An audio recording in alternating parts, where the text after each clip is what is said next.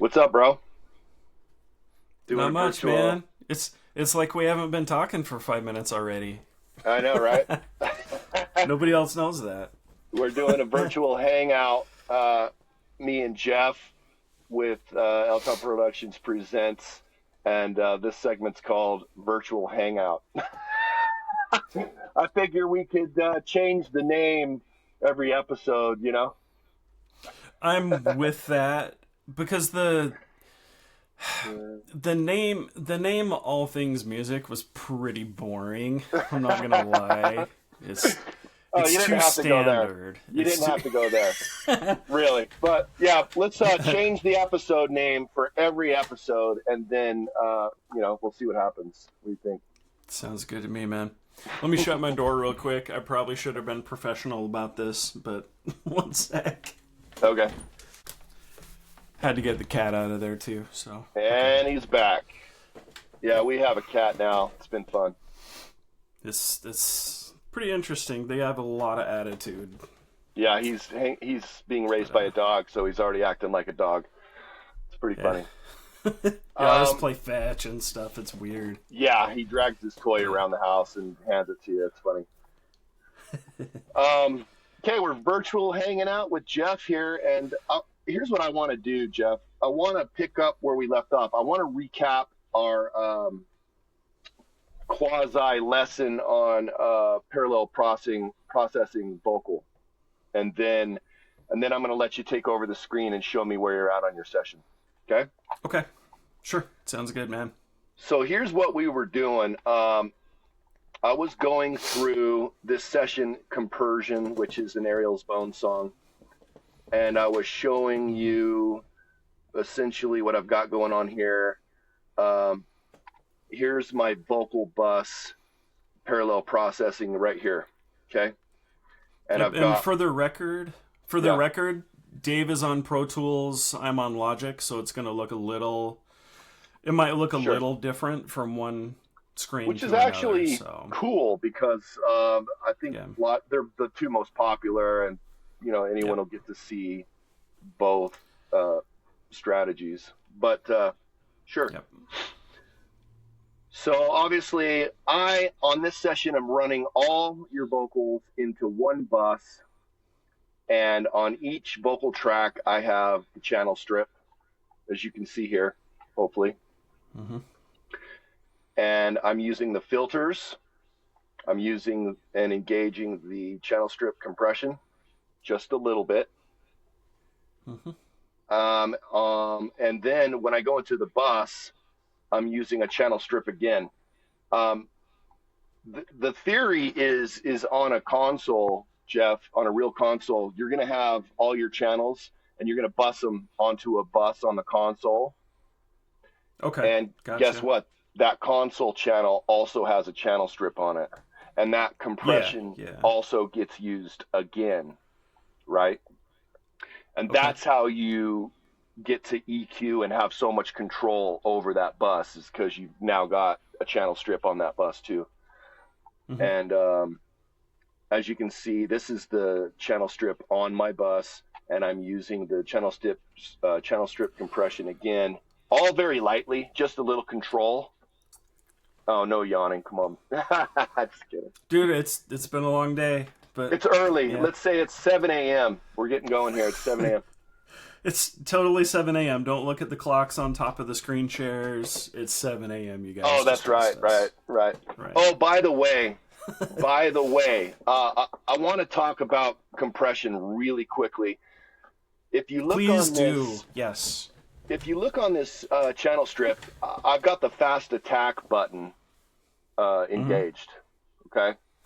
So why am I doing that? Well, I'm controlling sibilance. Okay. So if faster attack will smooth out sibilance, slower attack will let sibilance out.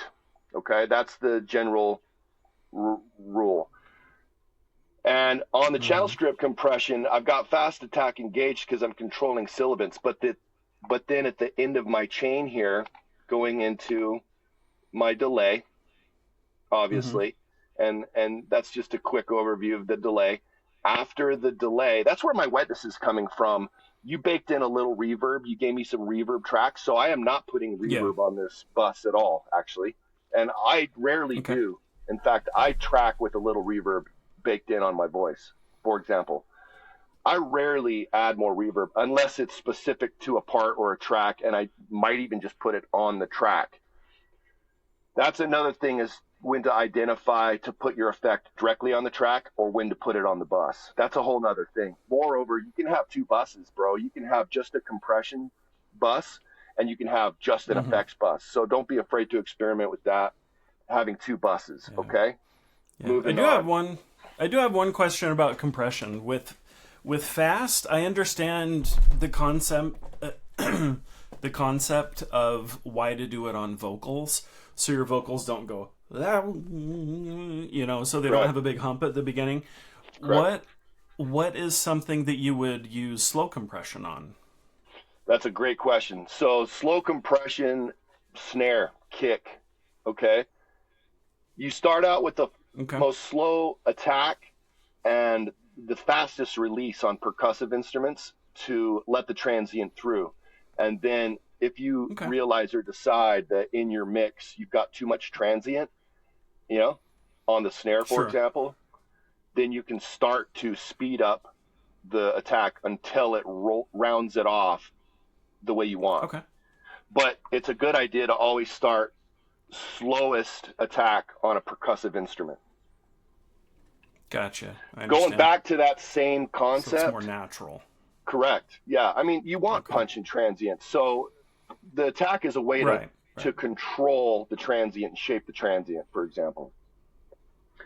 After my, and I'm going to go into this right here, because after my delay, I've got another compressor.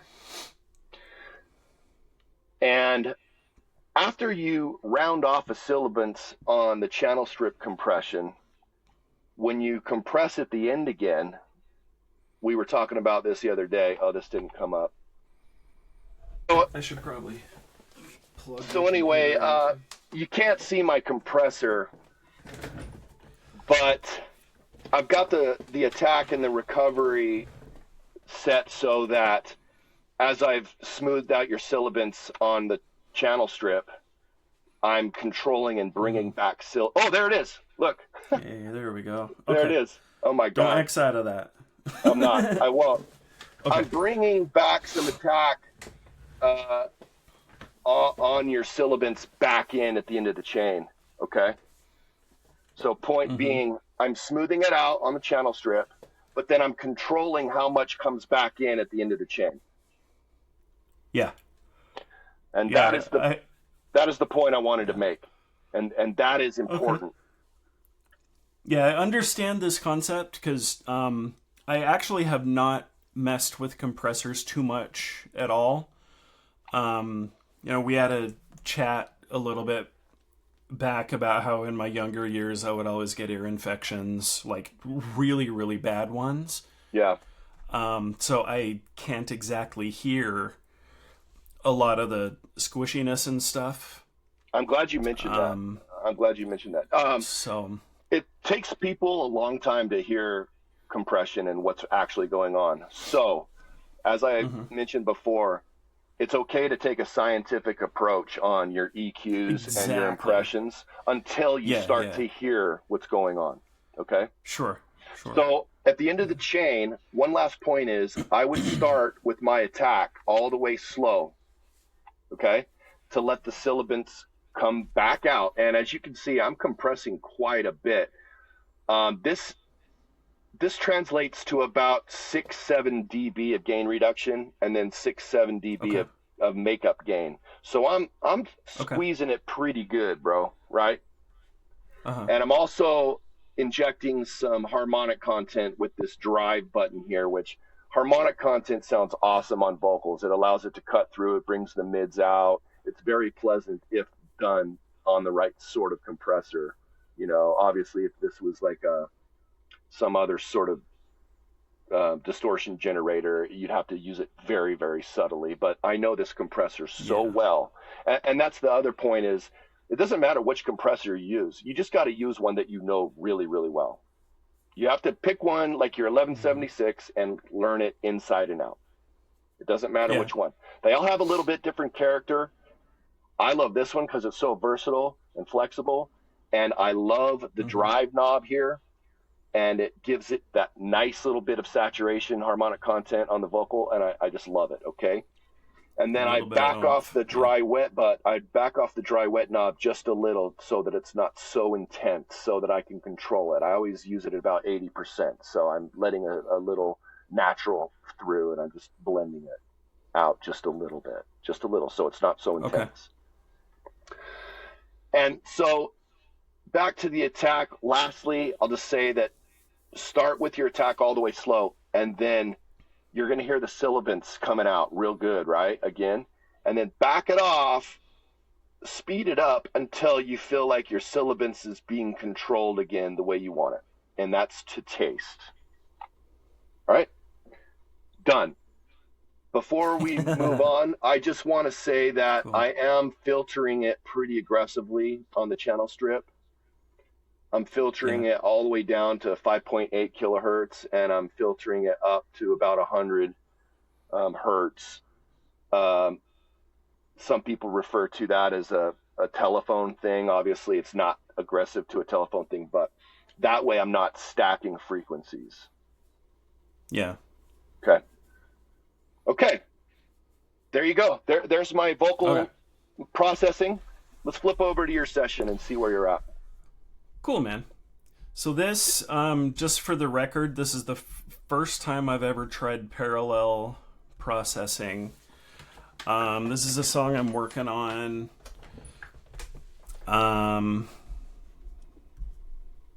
And yeah. So right here, this is just my regular track right here. I've got, I can't maximize it, but this is you can zoom in a little. This is my compressor. Take me through how you do your sends too. I want you to take me through definitely the whole process. I want to this is just my dry track right here. So here's the SSL. I've got attack all the way down, release up. I don't quite understand ratio. But let's talk about that real fast on the SSL. Let's talk about that real quick. Let's just attack it. Sure. The ratio on the SSL channel strips are exactly that number that you see. And typically when you're doing parallel processing, the channel strip ratios are set very low. It's not aggressive yet. You're doing the aggressive attack. You're doing the more aggressive ratios on the parallel side of it. So if you've got 1.2 on your SSL compression, well, that's 1.2 ratio. That's very little. It's just controlling a little. It's just barely clamping down a tiny bit. So that's good. Right. Okay. Yeah. Okay. And that's a general rule of thumb. Okay. And then I've got fast attack on, like you said. Here's my filter. I'm at about 106 on the low and 15 on the high, so probably a little on the high side. For your dry track? Yes. It's not bad. I mean, you want the air. Yeah, okay. You want the air to come through. You're just going to be filtered more aggressively, most likely on your parallel process track. Yes, and that makes sense. Yeah. I've got my de-esser because my mic is pretty freaking hot in the high end. It's hyped on the top, right? It's pretty hyped on the top, yeah. Okay, let me see if I can go to...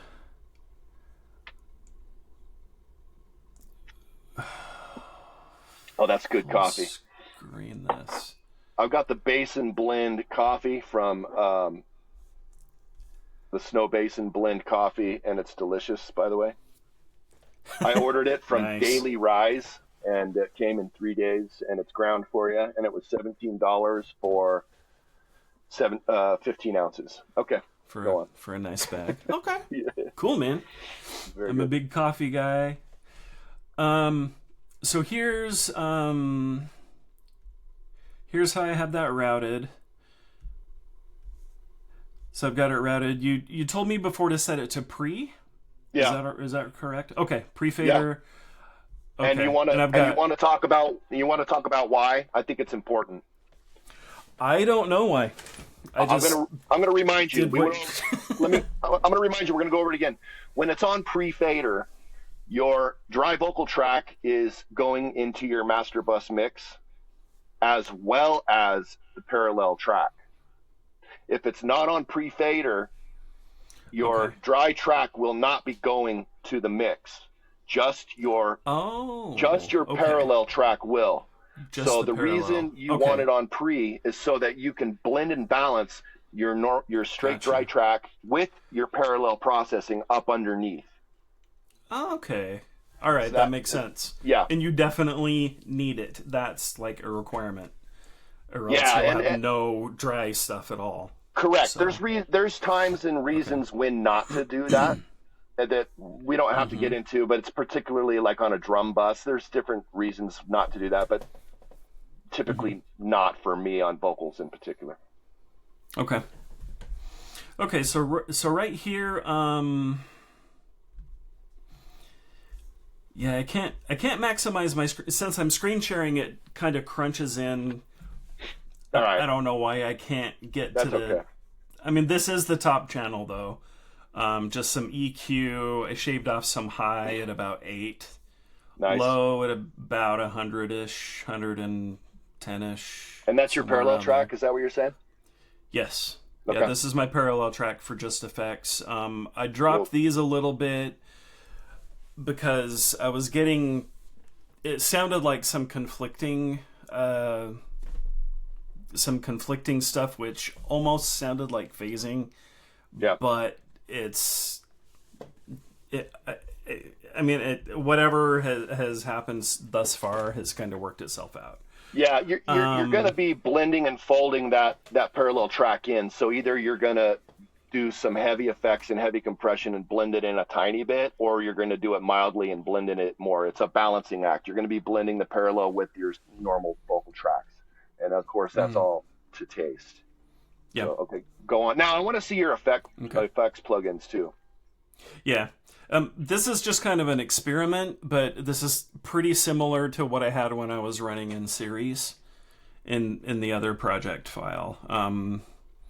So I've got some stereo delay just for ping pong. So this is right after the channel EQ. I know I'm not doing it in the correct whatever, but no. So far, so good. Bear with me here. So far, bear with me.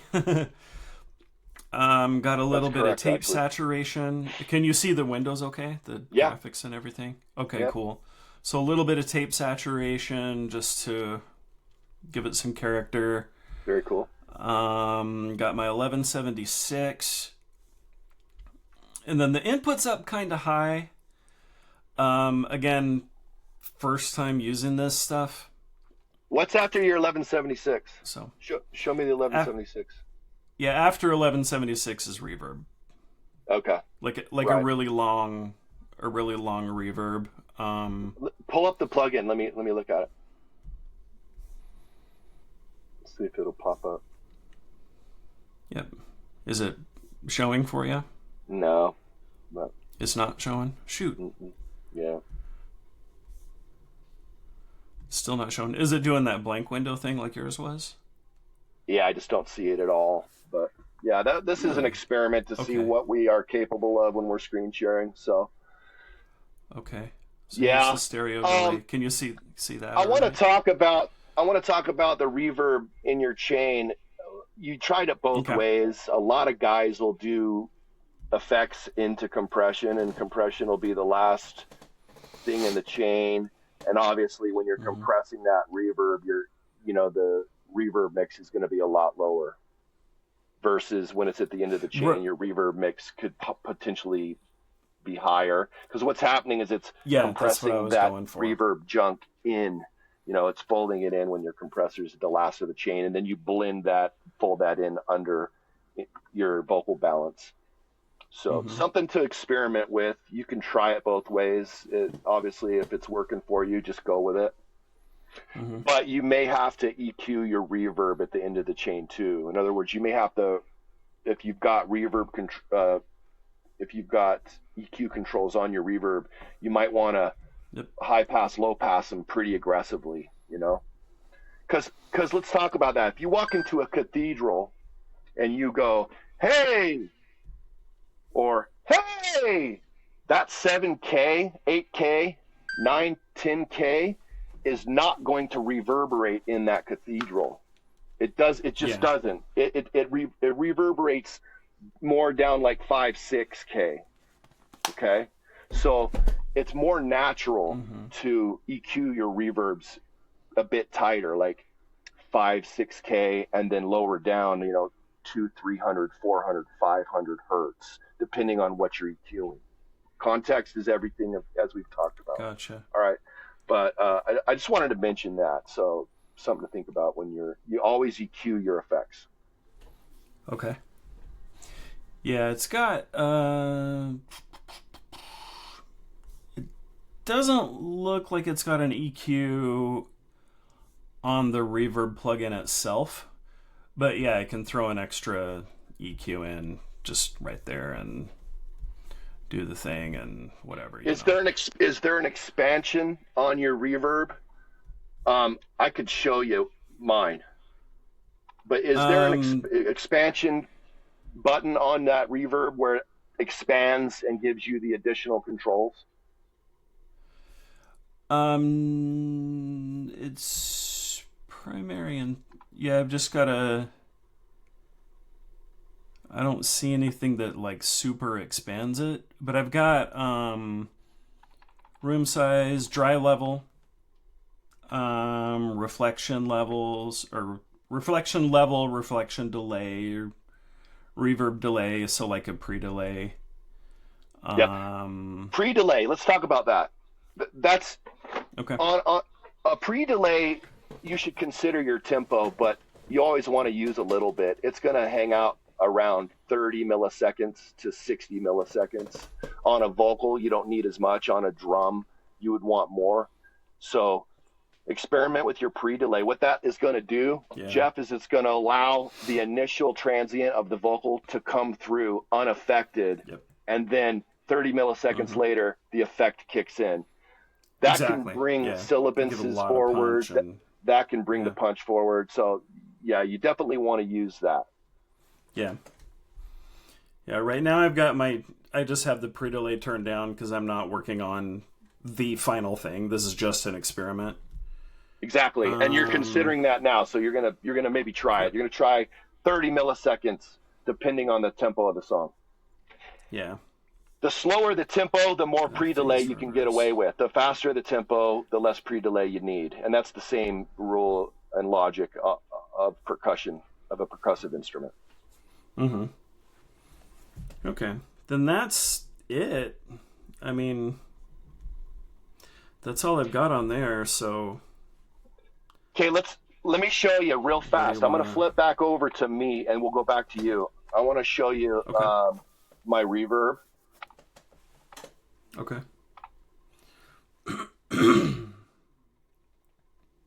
And boom. Okay, here's Seventh Heaven chamber.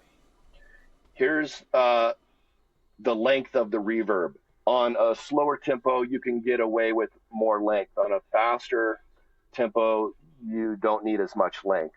The same rules apply. You want to dial that into the tempo of the song. And that's why it's a good idea to have compression after reverb, because you can also time the release to the tempo of the song along with your decay. Something to consider. That's why you want to try to get away with compression at the end of your chain if you can, because it just gives you that much more control. Okay. Mm-hmm. It's just that, again, if you have compression at the end of your chain, you're not going to need as much reverb mixed and blended in. You may be only a tiny bit, because that compression is going to bring it up. Right. Now, here's my pre-delay. So on compersion, I've got it set to right around 30 to 40 milliseconds. Here's my EQ for the reverb. Check this out. This is super important. You've got to try to find a reverb that you can EQ right here, especially if you're going to have it at the end of your chain. Although it will follow your channel strip filters too. Obviously, if you're not sending 150 hertz to your reverb because your channel strip's filtered off, then it's not going to be processing 150. Right. But Right. I might go even more aggressive on the EQ of the reverb. The factory default setting is 600 hertz and 10K. So I usually go about somewhere like this, low sevens. Because you can bring brightness back in too. You can bring air reverb back in by not being so aggressive. Like, you know, dude, 7K is very pleasant on reverb on a vocal. And it's really nice on a snare. It's very pleasant on a snare too. Hearing that, you know, that 7K, you know, it's very pleasant. So I might come in somewhere here to taste, depending on the content of the song. And then my low cut, I might come bring this somewhere around 300. 250 to 300 is typically, I don't want to reverberate or process anything below 250 typically. Okay. And I may be even more aggressive on the low cut, just depending. Okay. So there you go. Cool, man. You can go back to your screen if you want, but this is kind of what I was explaining to you, put into practical use, and now you can see it on my reverb. Yeah. And it doesn't matter what reverbs you use, by the way, Jeff. Just use a reverb that has the settings you need and want, and that you know really well. And on a snare, I use 2 reverbs. I blend 2 reverbs together because they fill in the holes, the digital holes for each other. So I might only be blending a little bit on each, like never max. I'm like, on my first reverb, I might be equal mix, and on my second, I'm like just like a quarter more on a snare, for example, or on my rooms. Sorry, my drum rooms. So experiment with blending 2 reverbs because they sound more natural. You don't get those digital artifacts when you use 2 of them. Okay. Can you see what I'm doing here? Yep. Like, is it showing the So this is in a reverb channel. Okay. Yeah, I see your screen. I just don't see your reverb plugin. That's kind of one of the glitches of screen share. Okay. Yeah, I'm drawing a let me see if I can hold it up a little higher. I'm just doing that. Okay. Yeah. So you can kind of see the EQ curve. Correct. Yeah. Talk about the frequencies for those that are still doing ear training and frequency ear training. Tell us where you're rolling them off. Right now, I just threw it. Low end is at about 280. Perfect. That sounds good. Is where it starts to roll. High end, I mean, like I said, I just am screwing with it. High end is at about around 2,000-ish. Around 2K? 2,000 hertz. 2K? Yeah, about 2K. Okay. And again, it's just something I just threw on there because I don't know which one of my reverbs has an in-house EQ. Right, like what we were talking about on the Seventh Heaven. Because so many plugins have so many different options, and the reverb that I was using earlier did not have an EQ right up front on that. So, but this other one does. So I think you're on the right track. Yeah, you can experiment. Yeah, rolling off somewhere between 2 and 6, 7K, somewhere in that range. Depends on how much air on top you want. Depends on how much, again, brightness is in your mic. It's all context dependent, and it depends on the content of the track. Okay. Is it cool if we kind of hear what this reverb's doing? Yeah. So let's hear it. So I'll flatten the EQ out first on the reverb, and I'll solo the vocal track.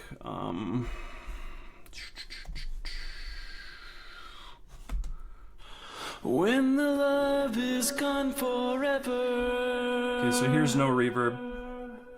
We'll all die alone together. After all the love is severed. Drop off some of this. We'll all die alone together. There, does that seem like it's doing anything? Yeah, absolutely. Oh, wait. There we go.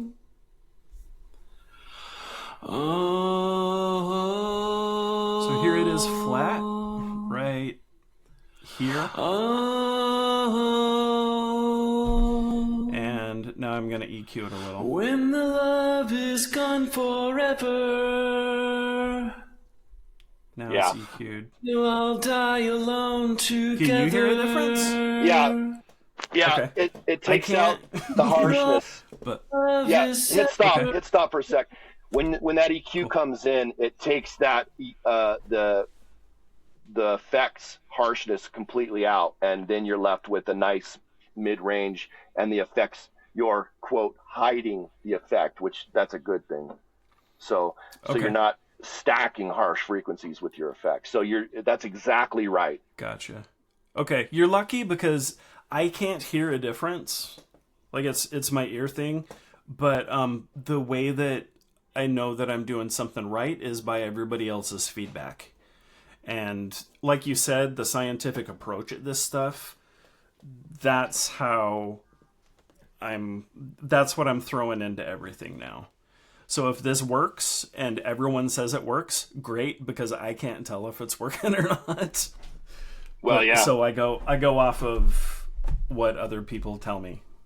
So you might learn to hear it. You might learn to hear it taking the scientific approach. I know when I started learning compression really well, hopefully. I took a scientific approach, and then later I started to hear it. Okay.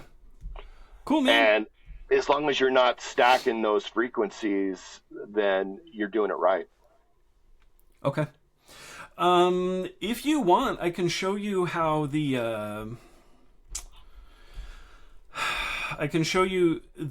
program I was using that it basically sidechains. Like I've sidechained the bass guitar to the kick drum, and what it does is it doesn't cut the whole track out. Like it doesn't ride like a wave runner on an ocean with the volume, which is why I have hated sidechaining so much, like a passion, especially with techno music, because it sounds like someone's going with the volume knob, which by the way, is much more common in it's much more common in EDM to do that. Yeah, it's a thing. Kick and bass. It's a characteristic of it. And I get it. I've been through it. I've been through it as well. It's not necessary in a lot of rock stuff. If you just carve out space, like 80 hertz for the bass, 60 and 50 for the kick, you just don't have that issue. But go on. Yeah. Okay. So I can show you how this program Fuser works. Zach Davis turned me on to this. Okay. Can you see the plugin okay? No, the plugin's not showing up, but I know. Okay. Well, anyway, what happens is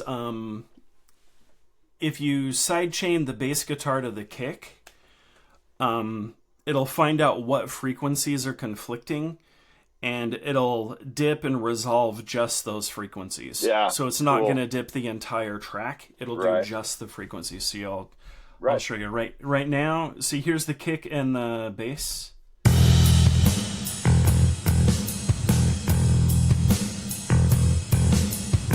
So there are some conflicting frequencies. Now I'll turn it on. It's on now.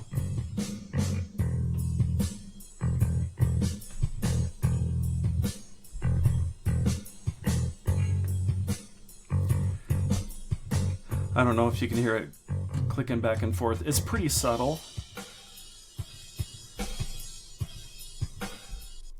Yeah, I can hear it. And that's exactly what it's doing. It's making sure that the bass isn't stepping on your kick below like Exactly. 75 hertz. And it's making sure your kick isn't stepping on your bass above same area, 75 hertz, roughly. Dude, your ears are fan-freaking-tastic, because that's about exactly where this is at, is 75 hertz. Well, yeah, I've done all the EQ ear training, and I do all that same exact thing manually in all my mixes. So yeah, I understand that 100%. That's exactly how you should do it. You can do that. You can do that with your filters. You could do that without that plugin, just manually with filters, if you wanted to. And then you could boost 50 and 60 on a kick, and you could start boosting 80 on a bass. And you could pull out a little 200 to 300 on both, so that to keep the mud from stacking up. Okay. All right, that makes sense. Sweet. Good, man. That's awesome. What do you think? I mean, I think we covered what. Do you want to show me anything else? Before we wrap up, I think we covered everything I wanted to cover in this episode. Yeah, let me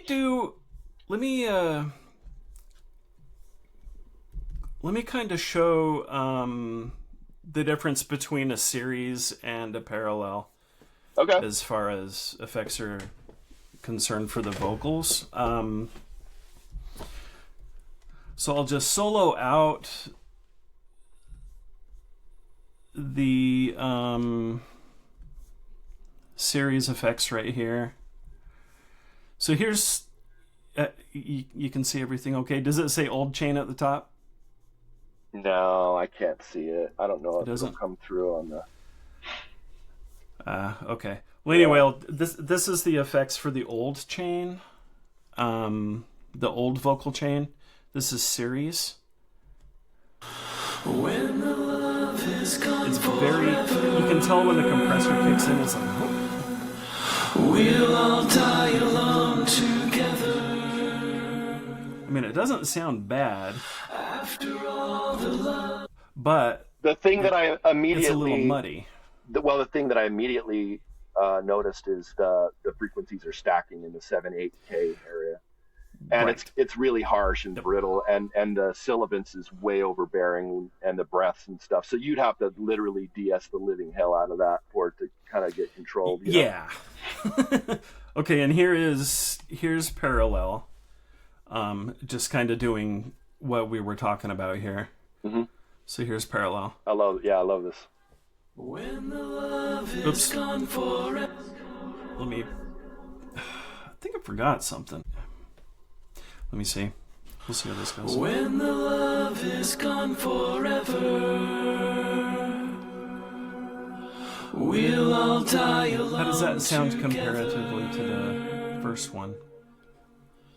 After all the love is severed. To me, it doesn't sound like those frequencies we'll all die alone together.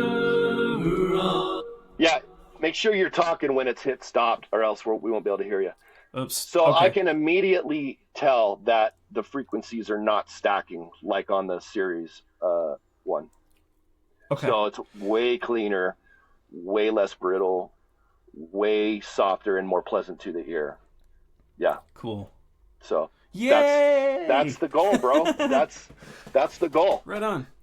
Okay. It's about controlling the syllabants. It's about not letting those high frequencies stack and get harsh and brittle. And it's about having more control over the effects and the frequencies that your effects are affecting. Yeah. Very cool. Yeah, man. Right on, man. You're on the right track, bro. You're doing it. You got it. Sweet. All right. Well, cool. What do we do now?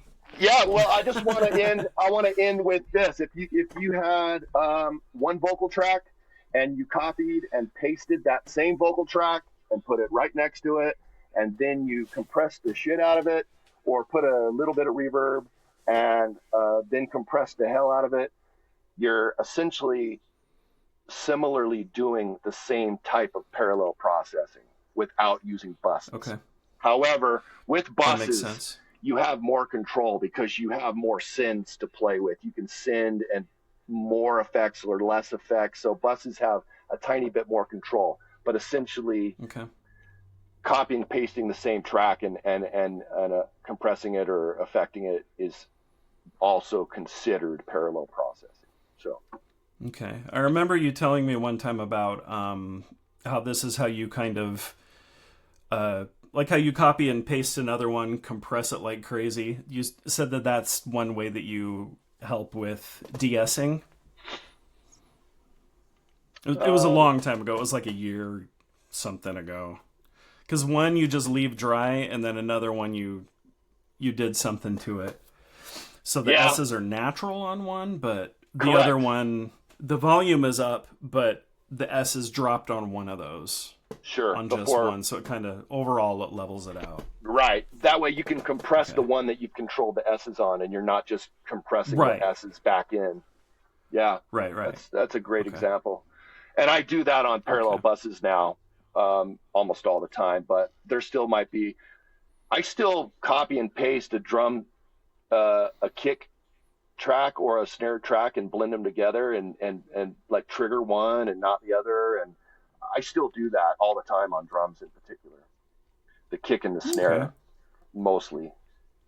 Just gives me more control. It's called a floating bus technique, and it's a Brendan O'Brien thing, because you can balance a sample in with a standard snare, and you know, there's all kinds of stuff you can do with that technique.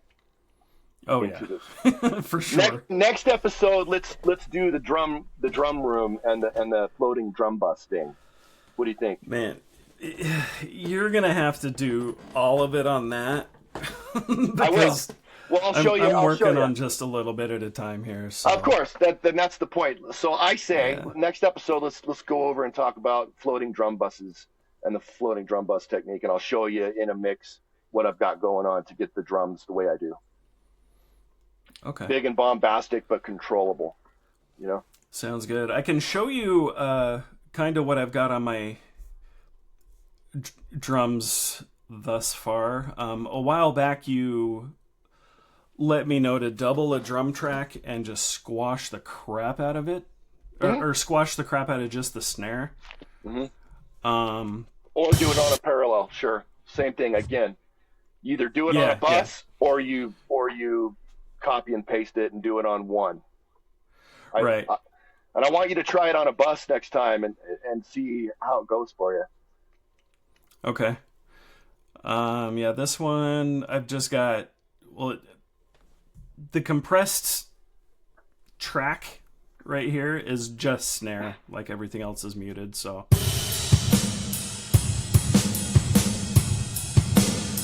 And with the compressed snare. Without.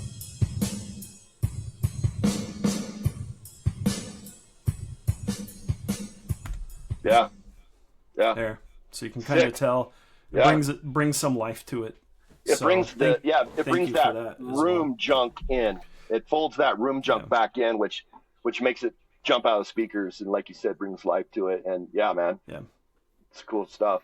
I'm gonna go over the floating drum bus technique next time with you, and we're gonna have some fun with that. So this is cool. Okay. We did some experimenting. Hopefully, maybe we can figure out how to get your plugins to show up. That'd be cool. Obviously, I have the same issue. Sometimes they do, sometimes they don't. Sometimes they ghost out or whatever.